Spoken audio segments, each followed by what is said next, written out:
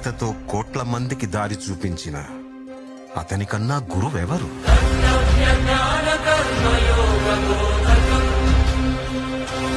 రక్షణ కోసం సముద్రం మధ్యలో ద్వారకా నగరాన్ని కట్టిన అతనికన్నా గొప్ప ఆర్కిటెక్ట్ ఎవరు? వేణుగానంతోనే గోవుల్ని గోపికల్ని కట్టిపడేసే అతన్ని మించిన మ్యూజిషియన్ ఎవరు?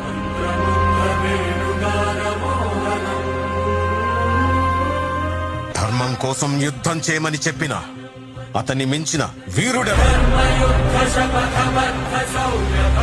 హోమయాగాలతో వర్షం తెప్పించిన అతనికన్నా ప్రకృతిని అర్థం చేసుకున్న క్లైమటాలజిస్ట్ ఎవరు? అన్కంట్రోలబుల్ ఆర్పిఎం తో తిరిగే సుదర్శన చక్రాన్ని కంట్రోల్ చేసే అతనికి మించిన కైనెటిక్ ఇంజనీర్ ఎవరు?